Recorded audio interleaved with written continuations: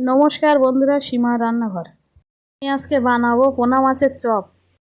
জল বসালাম, হলুদ দিলাম, গরম জলে মাছটা দিয়ে দিলাম, সিদ্ধ করে নিলাম, মাছটা তুলে নিলাম, আলু কেটে ধুয়ে নিলাম, জল বসালাম, আলুগুলো সিদ্ধ করে নিলাম, আলুগুলো তুলে নিলাম, আলুগুলো মেখে নিলাম, মাছের কাঁটা ছাড়িয়ে নিলাম, আলু দিলাম, পেঁয়াজ দিলাম, কাঁচা লঙ্কা দিলাম, রসুন দিলাম, জিরের গুঁড়ো দিলাম,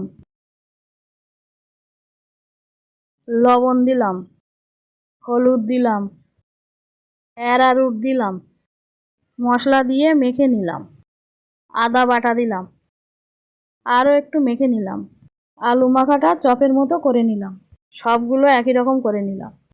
পাউরুটির গুঁড়ো নিলাম, পাউরুটির গুঁড়ো চপের গায়ে মাখিয়ে নিলাম, সব চপগুলো একই রকম করে নিলাম। কড়া বসালাম, রিফাইন তেল দিলাম, তেলটা গরম করে চপগুলো এক একে ছেড়ে দিলাম, চপগুলো লাল লাল করে ভেজে নিলাম, চপগুলো তুলে নিলাম। পোনা মাছের চপটা ভালো লাগলে লাইক, সাবস্ক্রাইব, কমেন্ট, শেয়ার করুন। ফ্যান্টাস্টিক।